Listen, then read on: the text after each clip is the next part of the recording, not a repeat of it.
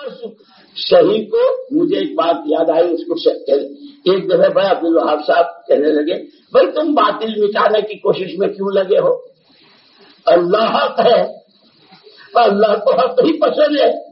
तुम हक की मेहनत ऐसी करो कि तुम्हारी मेहनत पर अल्लाह को तरस आए, बातिल को तो अल्लाह खुद मिटाएगा। इसीलिए अस्सलाम वालेकुम रहमतुल्लाह जी। ऊपर साफ साफ लिंक भी है, आप ये तकरीर सुन भी सकते हैं। गुमराह ज़मान अब्दुल वहाब वो इतने धड़ल्ले से बयान कर रहा है जी, बातिल के खिलाफ कुछ करने की ज़रूरत ही नहीं। मैंने मुल्हिद ज़मान तारिक जमील को भी सुना, वो कहता है क्या ख़त्म नबूवत लगा रखी है, हुजूर की ख़त्म नबूवत को किसी का डर नहीं। गोया कि साफ साफ ये ईसाईयत और कादियानियत की तालीम है कि हमें बातिल से लड़ना नहीं, हमें बातिल का रद्द नहीं करना। ये तो पक्की पक्की कादियानियत की तालीम है, ये तो चिट्टी रहबानियत और ईसाईयत की तालीम है कि जी हमने बातिल को कुछ नहीं कहना। ये उम्मत तो जिहाद की उम्मत है, ये उम्मत तो बातिल के खिलाफ खड़े होने की उम्मत है। इस उम्मत के उलमा की तो पहली खूबी ये है कि वो किसी बातिल को पनपने नहीं देते, वो किसी बातिल को सर उठाने नहीं देते। इससे पहले कि उसके वजूद में जान पड़े वो उस बातिल का सर कुचल देते हैं। ये उम्मत तो नबी मलहमा की उम्मत है। हमने तो काफरों से लड़ना है, हमें तो कुफर से क़िताल और जिदाल करना है। ये कादियानियों के एजेंट कहाँ से खड़े हो गए हैं जो कहते हैं जी हमें लड़ना नहीं, हमें बातिल के खिलाफ कुछ नहीं करना।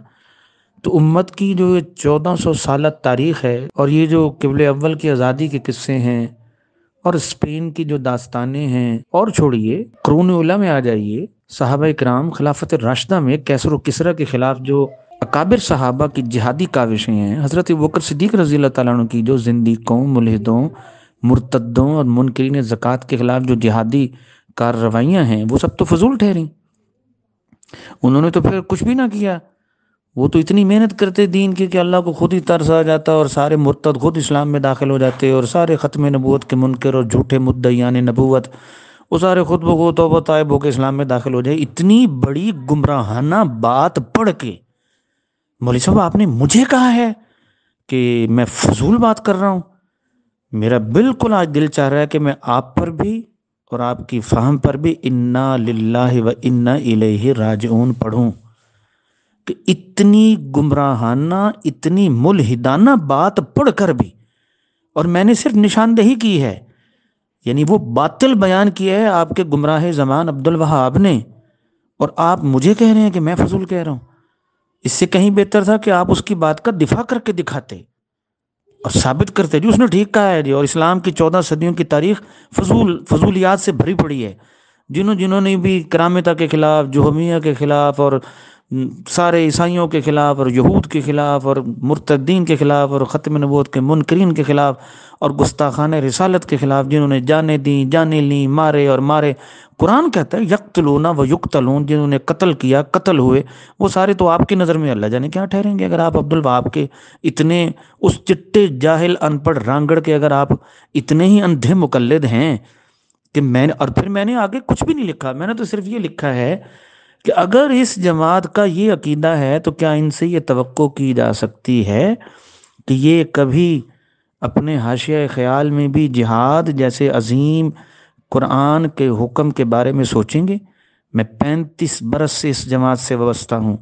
मैंने इस जमात के छोटे बड़े जाहिल आलिम मुफ्ती गैर मुफ्ती इनके इंडिया पाकिस्तान के अकाबरीन से जिहाद के बारे में वो मुगल्लज़ात, वो गिलाजत गोई, यावा गोई, वो हिर्जा सराइयाँ सुनी हैं कि मुझे नहीं लगता उनमें से कोई अपने ईमान पर भी बाकी रह गया होगा और ईमान पर मरा होगा।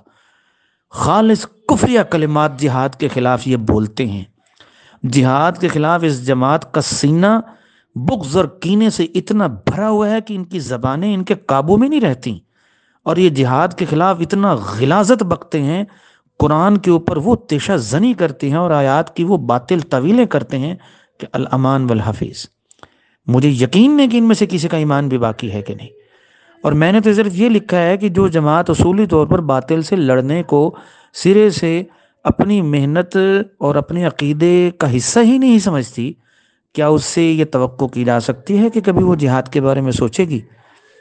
और बिलखसूस जब वो शब जुमा पे मराकज़ के अंदर रात को سائیکل سٹینڈ کے پہرے دینے کے لیے یہ حدیثیں پڑھ پڑھ کے سنائیں کہ جو آنکھ ایک رات کے لیے بھی اللہ کے راستے میں جاگی ہو تو اس پر جہنم کی آگ حرام ہے، وہ حدیث جو رباط کے لیے بولی گئی کہ سامنے دشمن گھات لگائے بیٹھا ہے، اندیشہ ہے کہ شب خون نہ مار دے، ان پر نظر رکھنے کے لیے جو اپنی جان ہتھیلی پر رکھ کے ساری رات پہرا دے گا، جو محاذ پر کھڑا ہے، جو سرحد پر کھڑا ہے، جو فضیلت اس کے لیے ہے، یہ سائیکل سٹینڈ کے پہرے کے لیے منطبق ہو رہی ہے۔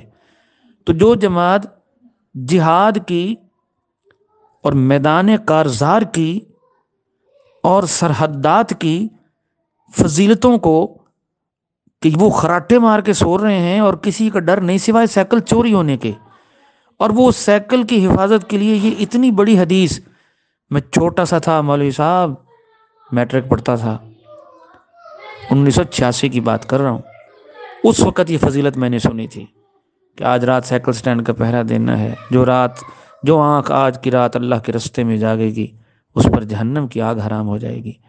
تو جو جہاد کرنا ہی نہیں چاہتے اور جو باطل سے لڑنا ہی نہیں چاہتے، انہوں نے کس دلیری اور کس منافقت اور کس الہاد کے ساتھ جہاد کی ساری فضیلتیں اپنے پیروں پہ، عیاشیوں پہ، سونے کھانے پینے خراٹے مراٹے پہ ان لوگوں نے منطبق کر لی، اور آپ مجھے کہہ رہے ہیں کہ میں فضول بات کر رہا ہوں۔ مولوی صاحب، علماء نے ہی اس امت اس تبلیغی جماعت کے ذریعے امت کا بیڑا غرق کیا ہے۔ یہ علماء جو اس جماعت کے ساتھ مل کے چلنا چاہتے ہیں، نہ جانے کون کون سے مقاصد ہیں ان کے، کون کون سی ان کی چھوٹی چھوٹی غرضیں ہیں جو ان کو پورا کرنے کے لیے اس جماعت کے ساتھ چل رہے ہیں، انہوں نے ہی اس جماعت کو امت پر ایک اژدہا کی طرح مسلط کر دیا ہے۔ آج ہمارے عقیدوں کے اوپر یہ ڈنگ مار رہے ہیں، آج یہ ہمارے شاعر کے اوپر یہ ٹوکے مار رہے ہیں، آج یہ ہمارے اسلامی نظام کے اوپر تیشہ زنی کر رہے ہیں، اسلام کی بنیادوں کو کھود رہے ہیں، یہ ہمارے مسلمہ عقائد کے اوپر نقب زنی کر رہے ہیں، اور علماء ان کے پیچھے لگے ہوئے ہیں، ان کا یہ مطلب ہے، ان کا وہ مطلب ہے، ان کی یہ بات ہے، ان کی وہ بات ہے۔ کیا ابھی بھی کسر باقی ہے؟ کہ اب بھی کوئی کسر باقی ہے؟ آج میڈیا کے دور میں جب ان کی ایک ایک بات کا کھوج مل گیا، مولوی صاحب میں نے ایک مولوی صاحب کو لکھ کے بھیجا، کیا بات ہے تمہارے اسرائیل میں مراکز کیوں ہیں؟ کہتے حکمت ہے، ہم ان میں گھس کے جہاد کرنا ہم ان میں گھس کے دین کا کام کریں گے۔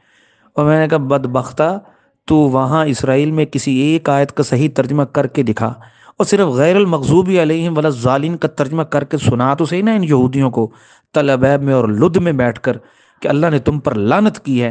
میں دیکھتا ہوں تبلیغی جماعت کو ایک گھنٹے کے لیے بھی وہاں کوئی ٹھہرنے دیتا ہے کہ نہیں۔ ولن ترضى عنك اليهود ولا النصارى حتى تتبع ملتهم، انہیں مرکز کیوں کھولنے دیے گئے وہاں پر؟ اور ایک انتہائی بدبخت تبلیغی عالم مفتی مجھے جواب دے رہا ہے کہ جی ہماری حکمت ہے، ہم یہود کے مراکز میں گھس کے انہیں ماریں گے، اور قرآن کیا کہہ رہا ہے؟ یہود تم سے دوستی کر ہی نہیں سکتے۔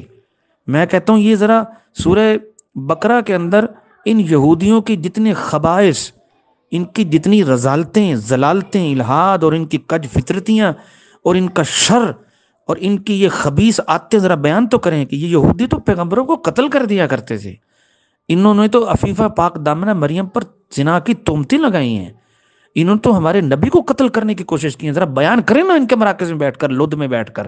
میں دیکھتا ہوں یہ کون سا دین لے کے وہاں پہنچے ہوئے ہیں کہ یہودیوں نے انہیں پناہ دی ہو یا وہاں مرکز گھسے ہوئے ہیں، اور کون سی وہ حکمت ہے جس کے تحت وہاں یہ اسلام پھیلا رہے ہیں۔ ذرا اسلام کا ایک عقیدہ بیان کر کے تو بتائیں ذرا۔ یہ تو انہی علماء نے ہی تو سارا بیڑا غرق کیا ہے کہ آج تبلیغی جماعت اپنے ماں باپ کی گود میں جا کے بیٹھ گئی، جنہوں نے اس جماعت کو بنایا انہی کی گود میں جا کے بیٹھ گئی، اور یہ دو دو ٹکے کے مولوی بیٹھ کر کہہ رہے ہیں او جی ان کا یہ مطلب ہے، ان کا یہ مطلب ہے، او جی وہاں یہ کرنے گئے، او جی وہاں وہ یہ کرنے گئے ہیں۔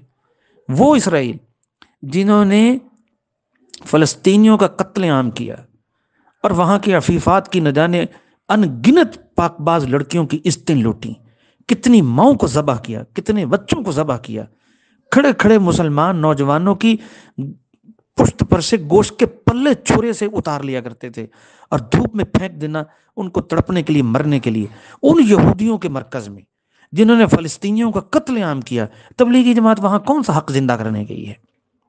آپ بتانا پسند کریں گے؟ یہ ہیں وہ علماء جنہوں نے اس تبلیغی جماعت کے ذریعے سے اسلام کا بیڑا غرق کر دیا ہے۔ کتنی طویلیں کرو گے مولوی صاحب، کہاں تک کرو گے؟ تھک جاؤ گے۔ سچ بولیں، حق بولیں، وہ زبان بولیں جو آپ کی بریلویوں کے بارے میں ہے، وہ حق گوئی میدان میں لائیے، وہ تحقیق میدان میں لائیے، وہ مزاج لے کر اتریے جو مودودیوں کے خلاف ہے، جو خاکساروں کے خلاف ہے، جو باطنیوں کے خلاف ہے، جو اسماعیلیہ کے خلاف ہے، جو شیعوں کے خلاف ہے۔ کیا اس نئے الہادی ایڈیشن کے لیے اس لیے آپ خاموش ہیں کہ یہ ہمارے اپنے ہیں؟ مول صاحب کب تک اپنا سمجھ کے نہیں چھوڑتے رہو گے؟ اب تو یہ اسرائیل کی گود میں جا کے بیٹھ گئے ہیں، مزید کون سا نظارہ آپ نے کرنا ہے؟ میں آپ کو دعوت فکر دیتا ہوں، غور کیجیے ان باتوں پر۔ السلام علیکم۔